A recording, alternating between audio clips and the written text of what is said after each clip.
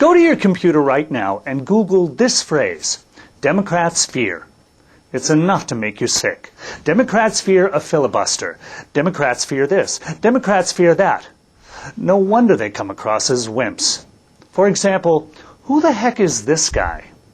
Now, I have nothing against Tim Kaine, but what alternate universe is the Democratic Party living in? When even Jon Stewart compares the Democratic first responder to Liberace, it's pretty clear that the party train has jumped the track. What a setup for the corporate media pundits. Tim Kaine of Virginia for a response to the President's State of the Union. Kaine kept it plain. I want to offer some good news tonight. There is a better way. There's a better way. There's a better way. There's a better way.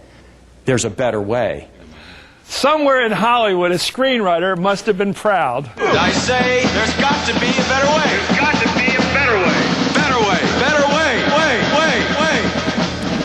As political and movie buffs know, that was Robert Redford in the 1972 movie The Candidate. Maybe he should give the Democrats' next State of the Union response. I'll be right back. That's not good-humored laughter. It's ridicule. And Democrats deserve it, especially the ones who have kept silent for 5 years as the Bush administration and Republican Congress have trampled on our Constitution. I'm talking about Hillary Clinton, Barack Obama, Nancy Pelosi, and Joseph Lieberman. They should get out of the way and let some Democrats with guts take charge. Imagine if the Democrats had responded to Bush's State of the Union address with courage and a plan. My fellow Americans, good evening. My fellow Americans, good evening. I'm Tim Kaine, the Governor of the Commonwealth of Virginia. I'm John Doe, a Democratic congressman. And it's an honor tonight to give the Democratic response to President Bush. It's my privilege to give the Democratic response to... Wait, this doesn't feel honest. I'm going to do something else. I'm going to go off script. Keep the cameras rolling. Take two. I'm ashamed to say that I have been a member of this Democratic Congress. Tonight, I hope to wash away some of that shame. Our federal government should serve the American people. But that mission is frustrated by this administration's poor choices and bad management. Our government has been hijacked by liars, hypocrites, and callous men with little regard for human life. I want to offer some good news tonight. In Iraq alone, the blood of 100,000 civilians has stained our hands. There is a better way. All the while, the Democratic Party, my party, has been polishing the boots of would-be dictators. As Americans, we do great things when we work together. We will no longer act as co-conspirators in the dismantling of America. It's all about bringing people together to find common-sense solutions to our common problems. Concerns about fraudulent elections have destroyed any possibility of real bipartisanship in Washington. We have no faith in the fairness of the system. Effective immediately, Democrats will boycott all other business in Washington until major election reforms are enacted by law. You know, no matter what political philosophy you hold or what state you call home, you have a right to expect that your government can deliver results. Republicans in Washington have raped our environment, looted our treasury, and poisoned our global reputation. They have robbed our children of money for education, played guitar as our citizens drowned, and rolled out the red carpet for oil barons and war profiteers, all the while claiming to do the work of God. The President called again tonight for our commitment to win the war on terror and to support our troops. Every American embraces those goals. Instead of a war on terror, we will wage a war on fear. We will face foreign threats with the wisdom and resolve of John F. Kennedy, not the mindless violence of the Terminator. We will stop fueling hate and build new friendships with other nations, no matter what the color of their skin or what God they worship. Democrats are leading that reform effort, working to restore honesty and openness to our government, working to replace a culture of partisanship. Talk is cheap, but we have a plan. Starting the day after the midterm elections, the new Democratic majority will move into action.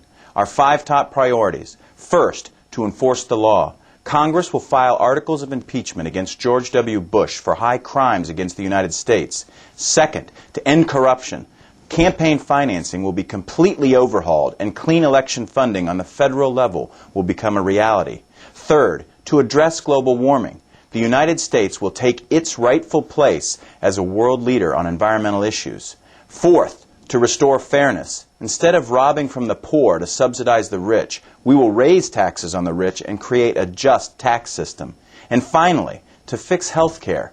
Democrats will insist on a universal health care system accessible to all Americans. Tonight, we pray earnestly and humbly for that healing. Prayer alone will not restore America to greatness.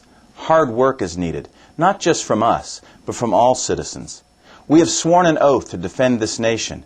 We are the sons and daughters of liberty, and arrogance, greed, and religious bigotry are the wolves in our midst. It's time to fight for what is right.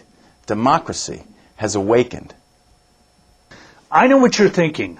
Democrats like that don't exist. You're wrong. Russ Feingold of Wisconsin gave Gonzo the torture hell last month. Patrick Leahy was right there beside him. Boxer, Kennedy, Harkin, Murphy, Ryan, these Democrats have been fighting the good fight all through the dark days of the Bush cabal.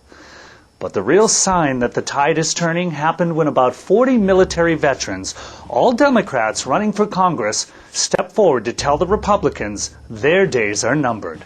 The time has come for people of integrity like yourselves to put our country right again.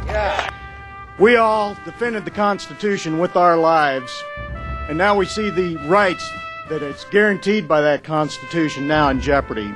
Government by and for the people. Our mothers and fathers are lining up for Medicare, and our children are lining up to die.